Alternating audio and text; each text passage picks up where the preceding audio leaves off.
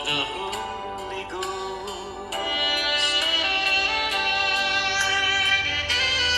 Oh, it will soon all of your fears wipe away, all of your tears. It's the anointing I need to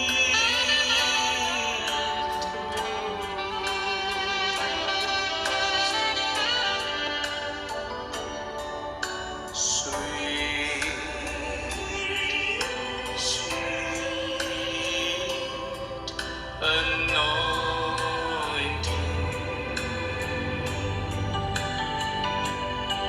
flowing down to make me clean like a mighty rushing stream. Sweet, sweet anointing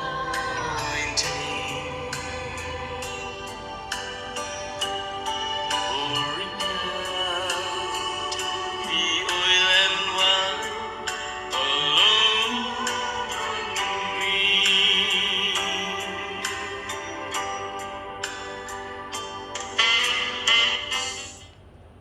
Shalom saudara-saudara, Bapak Ibu yang kekasih dalam Tuhan Yesus Kristus. Marilah kita berdoa sebelum kita sharing firman. Bapa kami yang ada di dalam surga yang mulia, terima kasih ya Tuhan bahwa Engkau masih memberikan kesempatan kepada kami untuk sharing firman pada malam hari ini ya Bapak. Pakai lidah dan bibirku untuk mengutarakan isi hatimu. Dan Tuhan, bukan dengan kekuatanku, bukan dengan bakatku alamiah ya Tuhan, melainkan jadikan aku saluran hayatmu yang mengalirkan hayatmu sampai meluber, meluap dan mengenai para pelihat, penonton video dan pendengar firman-Mu ini ya Tuhan. Dan biar Roh Kudus bekerja untuk mengurapi mereka dan mengubah hidup mereka dan memberikan hikmat kepada mereka untuk dapat mengerti firman-Mu Bapa. Terima kasih ya Tuhan. Berbicaralah Tuhan, kami siap mendengarkan. Dan dalam nama Tuhan Yesus kami berdoa dan mengucap syukur. Mari yang merasa ingin diberkati sama-sama katakan amin. Shalom Bapak Ibu, saudara-saudara yang kekasih dalam Tuhan Yesus Kristus. Malam ini saya akan berbicara tentang Roh Kudus. Di dalam Yohanes 14 ayat 26 dikatakan, tetapi penghibur yaitu Roh Kudus yang akan diutus oleh Bapa dalam namaku, dialah yang akan mengajarkan segala sesuatu kepadamu dan akan mengingatkan kamu akan semua yang telah kukatakan kepadamu. Dan dalam Roma 8 ayat 26 dikatakan, demikian juga Roh membantu kita dalam kelemahan kita, sebab kita tidak tahu bagaimana sebenarnya harus berdoa.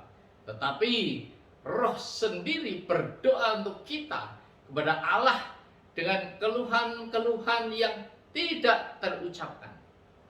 Saudara-saudara yang kekasih dalam Tuhan Yesus Kristus, Roh Kudus akan berbicara kepada kita lewat intuisi, yaitu salah satu bagian dari roh kita, atau lewat mimpi, mendapatkan rema waktu kita membaca Alkitab, atau dari nasihat orang-orang lain, atau dari tindakan-tindakan yang kita lakukan, di mana kita akan belajar dan mengerti apa yang harus kita lakukan itu apakah sesuai dengan firman Tuhan atau tidak. Nah, ketika saya sedang mengantar istri saya ke pasar, tiba-tiba Roh Kudus berbicara lewat intuisi saya bahwa saya harus segera ke tanah sengketa. Dan karena waktu itu saya hanya memakai pakaian ala kadarnya sehabis berenang, maka saya bermaksud untuk pulang dahulu mengganti pakaian saya. Namun dorongan Roh Kudus semakin kuat untuk segera saya pergi ke sana.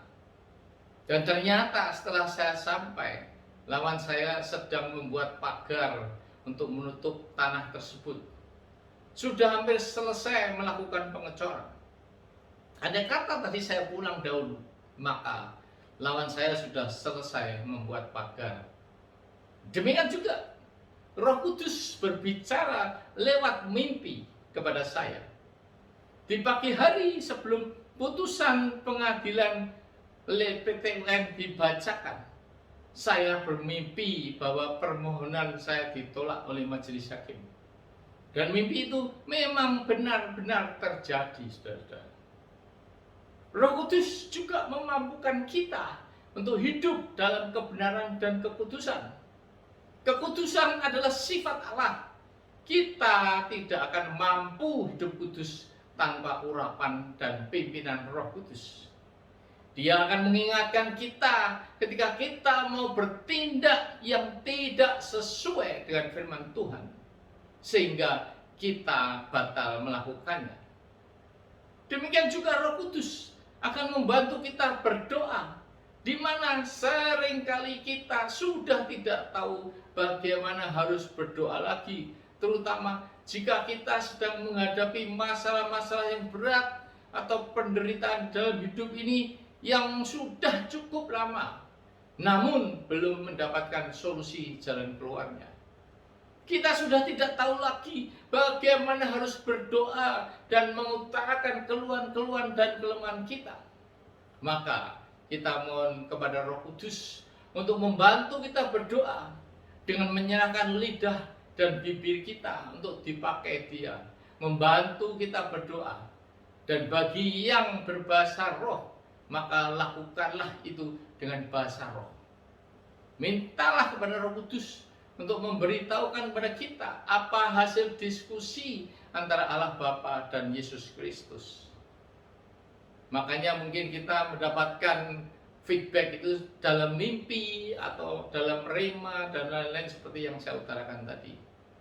Nah, apa yang saya alami ini benar-benar membuktikan bahwa kita benar-benar harus tunduk kepada Roh Kudus untuk memimpin hidup kita, untuk mengingatkan kita agar menjadi pelaku-pelaku firman dan hidup dalam kebenaran dan kekudusan menurut keteladanan Yesus Kristus.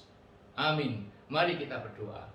Terima kasih ya Tuhan atas firman-Mu tentang Roh Kudus.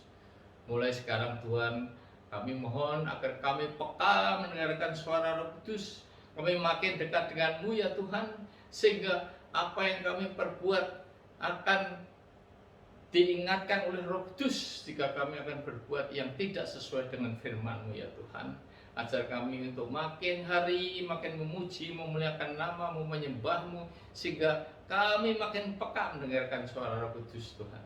Terima kasih Tuhan, hamba-Mu berhenti berbicara, tetapi biarlah Roh Kudus terus bekerja kepada para penonton dan pendengar video ini.